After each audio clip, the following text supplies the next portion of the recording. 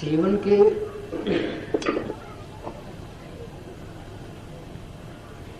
दो मुख्य रूप हैं।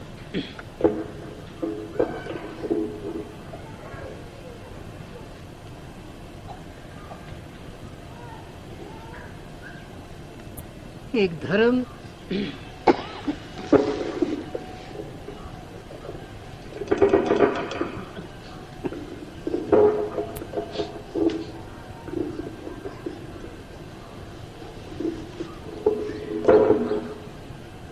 जीवन के दो मुख्य रूप हैं। एक धर्म, दूसरा आध्यात्मिकता अर्थात आत्मिकता।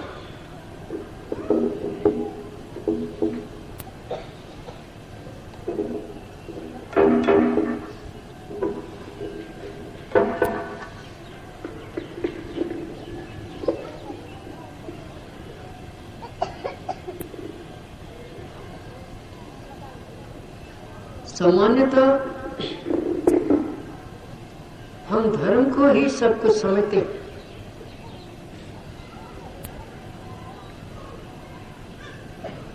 धर्म के संक्षिप्त अर्थ है कि वो साधन, वो रहने सहने विचारने का साधन जिसके द्वारा हम अपने शरीर को स्वस्थ रख सकें, मन को स्वस्थ रख सकें, बुद्धि को स्वस्थ रख सकें एवं व्यवहार में एक दूसरे के साथ व्यवहार करते हुए कुशलता हो।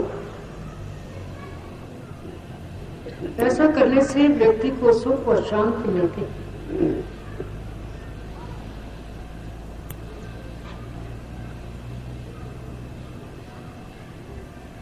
ये व्यक्तिगत भी है, सामाजिक भी है।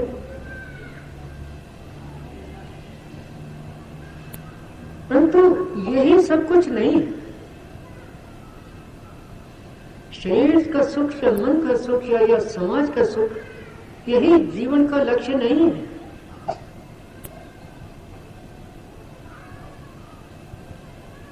हमारा लक्ष्य ये है कि हम अपने आप को पहचानें,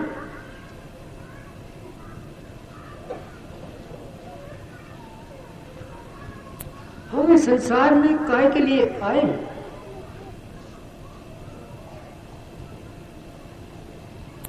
हमारा क्या कर्तव्य होना चाहिए। सभी महापुरुष कहते हैं कि मनुष्य चोले में ही, केवल मनुष्य चोले में ही व्यक्ति का उद्धार अर्थात उसको मोक्ष प्राप्त हो सकता है।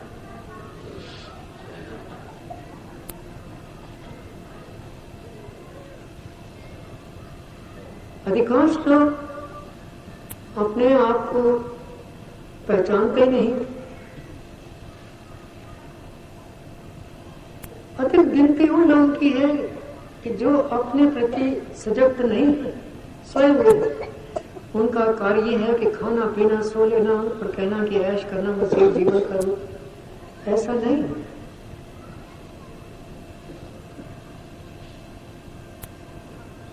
तो कैसे अपने आप को पहचाने?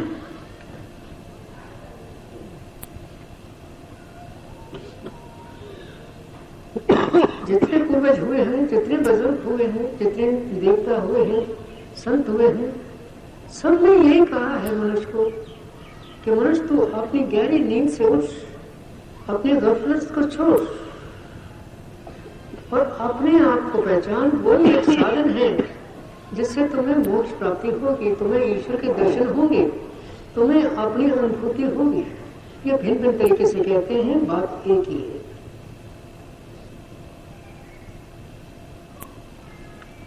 कहने में ये बात बड़ी सरल है, परंतु साधना इसकी कठिन है। वास्तव में इस साधना जो नींव है वो धर्म है। जब तक व्यक्ति का धर्म नहीं बनता है यानी व्यक्ति अपने आप को कुछ नियमों में ढालता नहीं है, जिसको मैंने कल निवेदन किया था यम और नियम, उनके अनुसार अपना जीवन बनाता नहीं है, तो वो इस रास्ते पर सरलता से चल नहीं पाए। आजकल हमारी आयु कम है, यम और नियम पालन करने के लिए, इसमें परिपक्वता प्राप्त करने के लिए काफी समय चाहिए। इसके बिना गुजारा भी नहीं, फिर तो करे क्या, बहुत समय लगता है। हम जैसे यम में अहिंसा है, ब्रह्मचर्य है, इनको साधने के लिए एक जन्म नहीं कई जन्म लग जाते हैं। कहने में तो ठीक है अहिंसा, किसी के साथ हिंसा नहीं करो, किसी के साथ जुल्म नहीं करो, किसी को सताओ नहीं, किसी का शोषण नहीं करो, परंतु क्या केवल कहने से ही हो जाता है?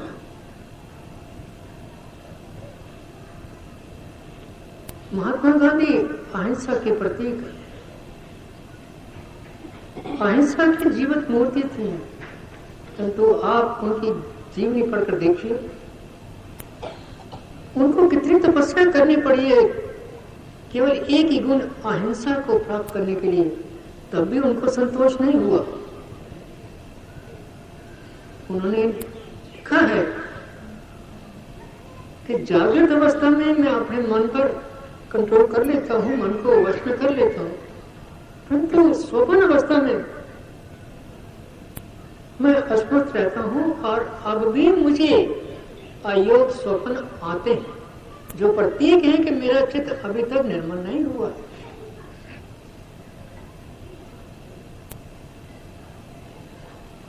तो साधारण व्यक्ति क्या करे? इसका मतलब ये नहीं है कि हम हाथ पे हाथ रखकर बैठे हैं। हमारा लक्ष्य है कि आत्मा का साक्षात्कार करना है, ईश्वर के दर्शन करने हैं, और जैसा ही ईश्वर का रूप है हमारे में वही रूप है, उसका हमें साक्षात करना है। चाहे एक जन्म लग जाए, 10 जन्म लग जाए, हम ऐसा करेंगे, जरूर करेंगे। प्रत्येक व्यक्ति ने करना है। कोई व्यक्ति 1 जन्म में कर लेगा, कोई 2 में करेगा, करेंगे सभी, ये ईश्वर का विश्वास है, करेंगे सभी। परंतु समय को कम या बेशी अपनी साधना के परिणाम स्वरूप प्रत्येक व्यक्ति कर सकता है। जो अधिक मेहनत करेगा वो इसी जन्म में ही अपना स्वरूप देख सकता है, और जो कम मेहनत करेगा, क्योंकि प्रकृति का नियम है, विस्तार हो रहा है। आम भी पत्थर आदि से बृहस्पति बने, बृहस्पति के बाद पशु बने, पशु के बाद मनुष्य बने, और मनुष्य के बाद परमात्मा बनना है आपको।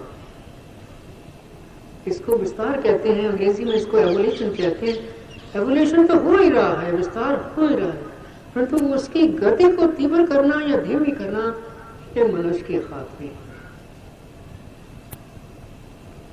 आप परमात्मा हैं, पढ़ते उतारने हैं, वर्ण उतारने हैं, किसी के जल्दी उतर जाएंगे, किसी के देर के बाद उतरेंगे सबके। ये परमात्मा ने और परमात्मा के बंदों ने हमें विश्वास दे रखा है कि आपको अनुभूति होगी, अवश्य होगी।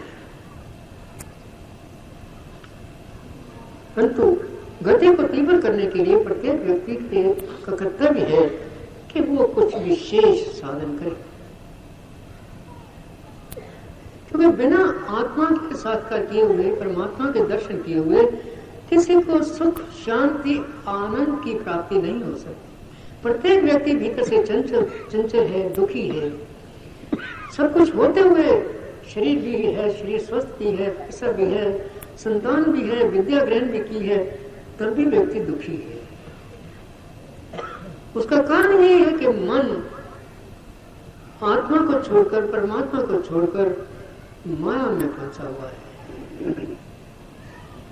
ये सुख दुख तो अपेक्षित है, इनका प्रभाव हम पड़ता है इसलिए कि हम अपने स्वरूप को भूले हुए, आत्मा को भूले हुए हैं, मन पर ही टिके हुए हैं, शरीर पर ही टिके हुए हैं।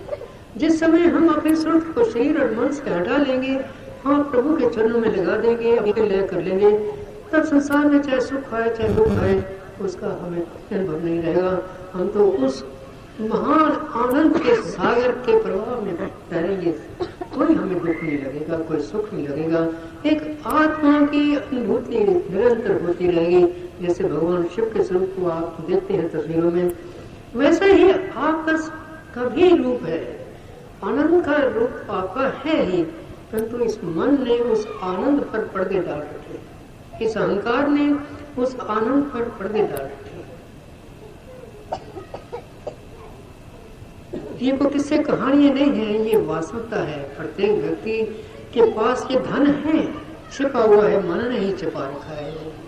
बड़ी विचित्र लीला है भगवान की कि हमें ये मन दिया है और इस मन ने ही परमात्मा को, आत्मा को छिपा रखा है। तो मन को साधने के दो मुख्य साधन हैं, एक तो प्रेम का है, भक्ति का है, दूसरा ज्ञान का है। वैसे तो सैकड़ों पद्धतियां हैं, परंतु मुख्य साधन यही है। शेष भी है, कोई दो साधनों के विस्तार है, एक प्रेम का है, एक ज्ञान का है। शुरू में दोनों में भिन्नता दिखती है, आगे चलकर जब सत्ता आती है तो दोनों एक ही हो जाते हैं। ज्ञान और भक्ति में कोई अंतर नहीं रहता। प्रत्येक व्यक्ति की संस्कारों परिणाम स्वरूप पृथक पृथक वृत्ति होती है, स्वभाव होता है। उस स्वभाव के परिणाम स्वरूप वो अपना रास्ता इख्तियार करता है, अपनाता है। जिसके संस्कार भक्ति की ओर है, प्रेम की ओर है, उसको प्रेम भक्ति अच्छी लगती है, वो उसी रास्ते को अपनाकर अपने जीवन का लक्ष्य प्राप्त करता है। जिनकी वृत्ति ज्ञान की होती है, बुद्धि की तरफ होती है, वो ज्ञान साधना करते हैं। कि कोई संघर्ष नहीं है कि ज्ञान अच्छा है, भक्ति कम है, भक्ति बड़ी है, ज्ञान छोटा है। ये सब मन की बातें हैं। परमात्मा के आयाम में न कोई छोटा है न कोई बड़ा है। परमात्मा का मुख्य गुण ही है एकता। वहां द्वैत है ही नहीं, दूसरा अपने है ही नहीं। साधन पूर्ण नहीं होता है, आप शिखर पर नहीं पहुंचते हैं, तब तक ही एक पृथकता है, अलग है, एक दूसरे को हम अलग समझते हैं। जब आपकी साधना पूर्ण हो जाती है, दो रहते नहीं, ईश्वर है, बस प्रेम है, आनंद है, एक प्रवाह आनंद का बह रहा है, प्रेम का प्रवाह बह रहा है। तो जो भी साधन आपको अच्छा लगे उसको अपनाना चाहिए। हमारे यहाँ दोनों साधनों को अपनाते हैं, प्रेम को भी और ज्ञान को। ये भजन आदि पढ़ते हैं, ये प्रेम के साधन के रूप में, और जब आंख बंद करके बैठते हैं ये ज्ञान साधन है। इस भीतर की साधना में मन जितना अधिक स्थिर होगा, जितना ये अधिक मौन होगा, शरीर भी मौन, मन भी मौन, बुद्धि भी मौन, जितना मौन गाढ़ मौन होगा उतना ही आप ईश्वर के समीप।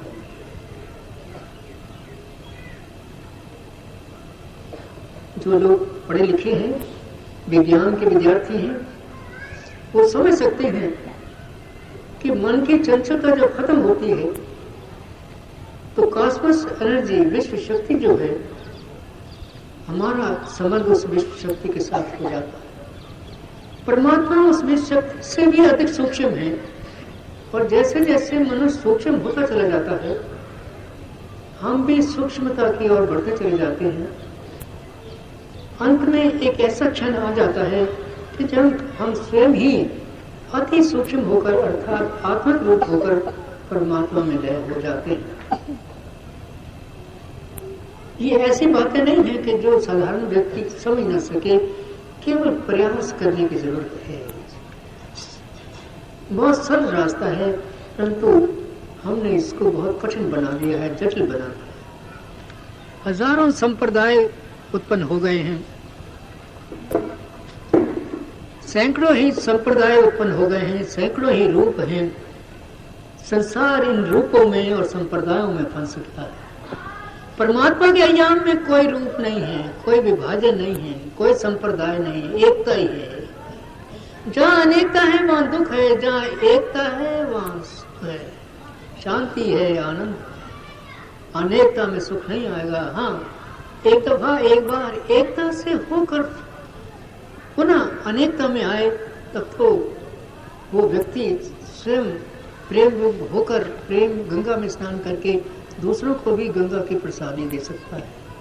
वो ऐसा तो कर सकता है, परंतु अनेकता में कभी भी आत्मा का सुख नहीं मिल सकता है। व्यक्ति को एकता के रूप में आना ही हो। परमात्मा ने हमारे पर बड़ी कृपा की है और हमें बता दिया है कि वो रूप किस प्रकार का होता है। प्रत्येक व्यक्ति रात को सोता है। यदि परमात्मा हमें नींद प्रदान नहीं करता तो हम लोग पागल हो जाते हैं। नींद से एक तो हमें आराम मिलता है, जो शक्ति हमने खोई होती है जागृत अवस्था में वो हमें पुनः मिल जाती है। कितनी कृपा है परमात्मा की। और सबसे विशेष जो उपहार हमें मिलता है वो परमात्मा हमें बताता है कि साधना में आपकी स्थिति गाढ़ निद्रा जैसी होती है ऐसी शुरू हो जानी चाहिए। इसको सुषुप्ति कहते हैं, जहाँ किसी प्रकार का विचार नहीं है, कोई संघर्ष नहीं है, किसी प्रकार का तनाव नहीं है, आराम है। शरीर को भी आराम है, मन को भी आराम है, बुद्धि को भी आराम है।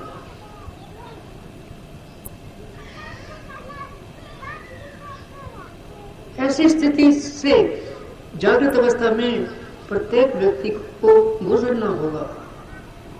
सुषुप्ति में प्रत्येक व्यक्ति को जाना होगा, चाहे भक्ति का साधन करे चाहे ज्ञान का साधन। तत्पश्चात तुरीय अवस्था आएगी। एक महापुरुष ने तुरीय का वर्णन इस प्रकार किया है। व्यक्ति सफर करता करता सागर के किनारे पहुंच गया है। एक तरफ धरती है, दूसरी ओर अथाह सागर है, पानी है, जल है। वो एक किनारे पर पहुंच गया है। अब उसको हिम्मत चाहिए, ईश्वर कृपा चाहिए, किसी महापुरुष की कृपा चाहिए कि वो जल रूप होकर उस जल में प्रवेश कर जाए और वही उसी जल में समा जाए। वो तुरीय अतीत अवस्था है। अधिकांश लोग सुषुप्ति तक ही रह जाते हैं। कुछ बढ़ जाते हैं तो वो किनारे तक पहुंच जाते हैं, यानी जहां सीमा होती है। वो छलांग लगा नहीं सकते सागर में। हम सबकी यही हालत है। उस किनारे तक तो पहुंचे नहीं, पहले इधर इधर खड़े हैं, धरती पर ही खड़े हैं। मनुष्य ने परमात्मा रूप सागर में छलांग लगानी। क्या तो कोई संत आए हाथ पकड़ के परमात्मा के चरणों में ले जाए, या हमारे भाग्य अच्छे हो, या हमारी साधना अच्छी हो, या ईश्वर की कृपा हो जाए किसी तरह उस तुरीय अतीत अवस्था में जाना है। फिर सहजता में आना है, सहज अवस्था में है। सागर में मिले भी हैं और सागर से लगा भी है। ये संतों की अवस्था होती है। कबीर साहब कहते हैं, साधो सहज समाधि फल। मुझे आंख बंद करने की जरूरत नहीं, कान उठाने की जरूरत नहीं, मुझे कोई साधन करने की जरूरत नहीं है। वो तुरीय अतीत से गुजर के सहज अवस्था में आ गए हैं। व्यवहार कर रहे हैं तो परमात्मा से तद्रूप है। भीतर में परमात्मा के रूप और परमात्मा के गुण से रंगे हुए हैं, समरस हैं। उनका रोम रोम ईश्वरमय है।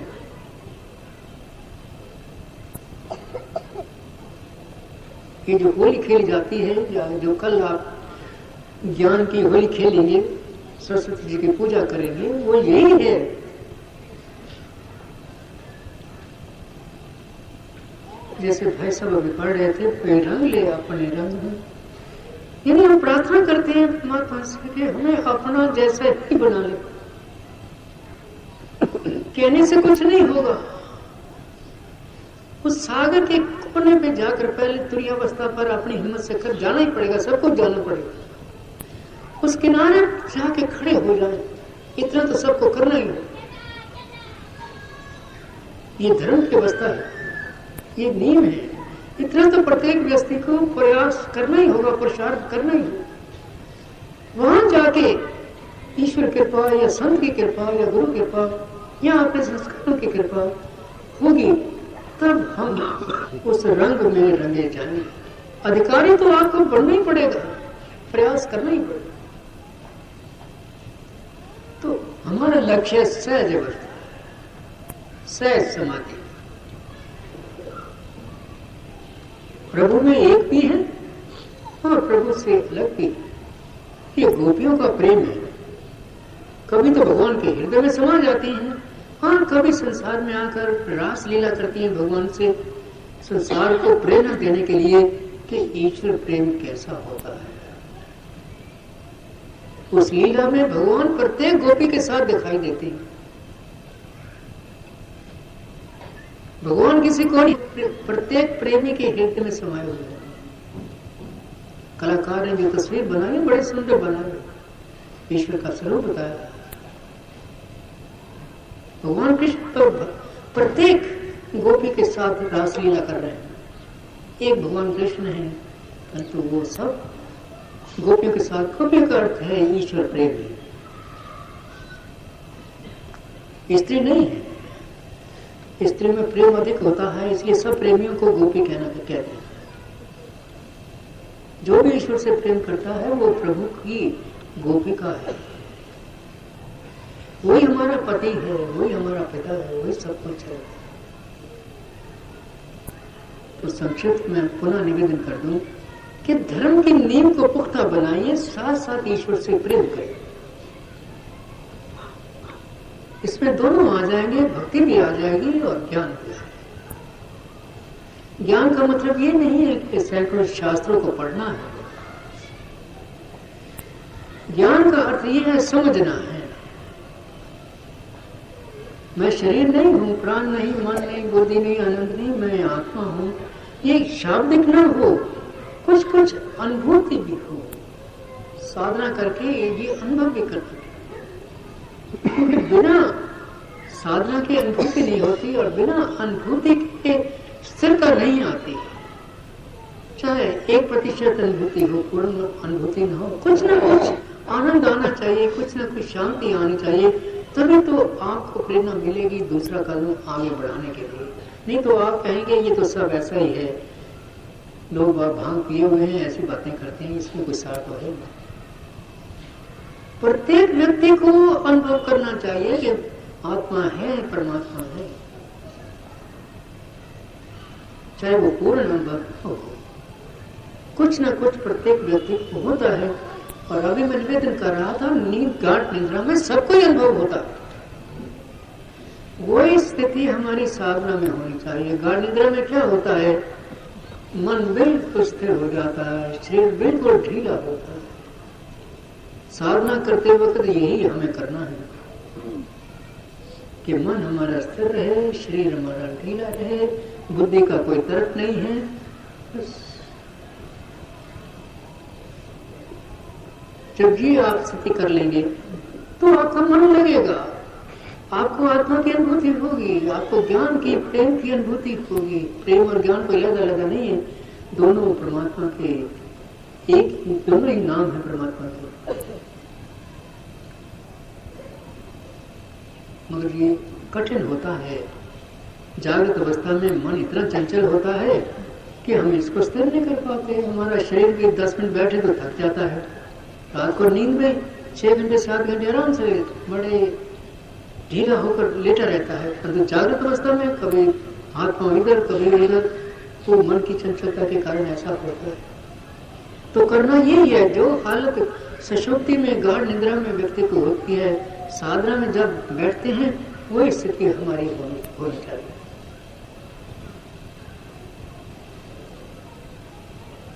महर्षि रमन के पास जो भी जाता था व्यक्ति, वो कहता था, लोग कहते थे कि ईश्वर के दर्शन कैसे करें। और वो यही बताते थे और अपने जीवन में उन्होंने जैसे ईश्वर की अनुभूति की वो बतलाया करते थे। बालक थे 15-16 साल के, एक मृतक को ले जा रहे थे लोग वह शमशान भूमि में, तो इनके मन में ख्याल आया, पहले तो कुछ घबराए डरे भी, परंतु बाद में इनको ख्याल आया, ईश्वर की कृपा होनी थी कि मृतक की क्या अवस्था होती है। बच्चों में बड़ी उत्सुकता होती जानने की, प्रत्येक बात को बड़ी उत्सुकता से समझने की कोशिश करते हैं। कई बार बच्चे माता पिता से प्रश्न करते हैं तो माता पिता कुछ रुष्ट हो जाते हैं, क्यों बार बार प्रश्न किए जा रहे, परंतु उनके हृदय में सच्चाई की खोज की उत्सुकता होती है। तो उस बालक के हृदय में ये उत्सुकता उत्पन्न हुई कि मृतक की क्या अवस्था क्या होती है। तो बालक और बंदर में भिन्नता नहीं होती है, एक ही स्वभाव होता है, नकल करते हैं बच्चे। तो उसको ख्याल तो था कि मृतक की क्या स्थिति होती है, तो उसको ख्याल को लेकर आप मृतक बनकर लेट गए। तो मृतक व्यक्ति हाथ पांव नहीं हिला सकता, उसके संकल्प विकल्प बंद हो जाते हैं और उसका शरीर हिलता जुलता नहीं।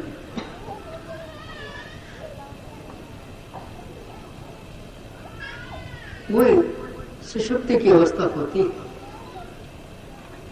जागृत की जीवित अवस्था में जो सुषुप्ति होती है उसमें काम चल रहे होते हैं, मन नहीं चलता है। मृतक शरीर में प्राण भी खत्म हो जाते हैं और मन की गति खत्म, इतना ही परंतु है वही सुषुप्ति की अवस्था है। तो जब सुषुप्त अवस्था होती है तो आत्मा की अनुभूति होने लगती है, तो आपको ईश्वर की अनुभूति हुई है।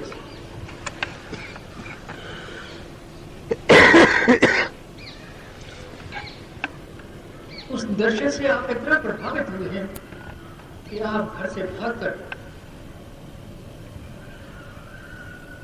सब कुछ त्याग कर ईश्वर की साधना में लगे। उनकी साधना की था और यही अंतिम चरण। शुरू में यही किया और अंत श्वास छोड़ने तक यही साधना।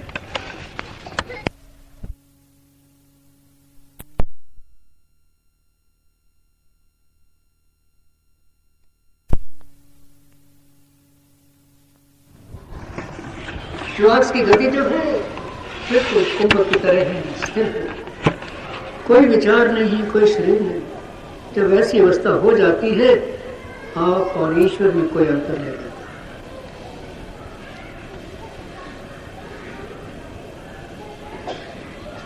तो इस स्थिति को उत्पन्न करने के लिए, इस स्थिति में प्रवेश होने के लिए आवश्यक है कि हम मन की चंचलता को त्यागें, कम बोले। जैसे मैंने कल निवेदन किया था, जितना कम बोलेंगे बाहर से उतना ही भीतर की आवाज भी धीरे धीरे कम होती चली जाएगी, आपके विचार कम होते चले जाएंगे।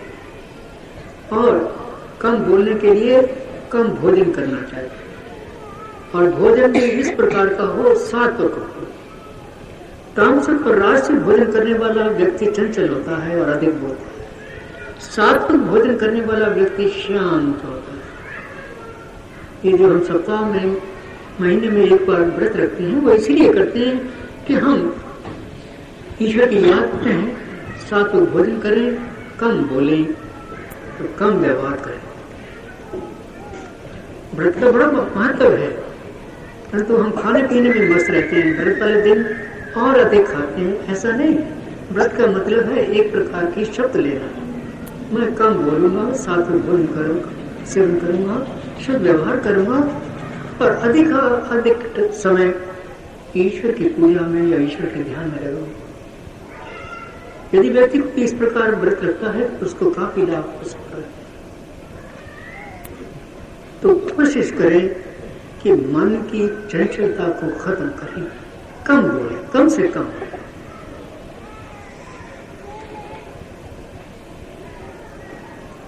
ऐसे व्यक्ति का मन स्थिर होने लगता है। वैसे तो सैकड़ों ही पद्धति हैं मन को शांत करने के लिए, जैसे प्राणायाम की साधना है, योग की साधना है, महात्मा बुद्ध की साधना है, भक्ति की साधना है, ज्ञान की साधना है, संन्यास विवेक वगैरह की साधना है। कई साधन हैं जिससे मन की गति को धीमी कर सकते हैं। तो जो भी साधन आपको उपयोगी हो उसको अपनाएं, क्योंकि बिना चंचलता के त्याग किए हुए आप आत्मा के समीप नहीं पहुंचेंगे। जो किनारा मैंने आपको बोला है, तट, सागर और धरती के बीच में जो विभाजन लाइन है जिसको तट बोलते हैं, वहां तक पहुंचने के लिए जरूरी है कि हमारे मन की स्थिरता होनी चाहिए।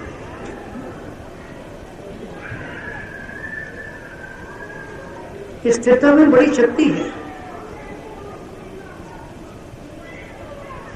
प्रभु के चरणों में ले जाने के लिए भी इस स्थिरता में शक्ति है, एवं आपके स्वास्थ्य को बढ़ाने के लिए, आपको मानसिक शांति देने के लिए एक बड़ा उपयोगी साधन है। इसके अतिरिक्त संसार के जितने काम करेंगे, आप व्यवहार करेंगे, यदि आपके मन में स्थिरता है तो आपको व्यवहार में सफलता मिलेगी। स्थिरता में ये विशेष प्रभु की शक्ति भीतर में से मिलती है।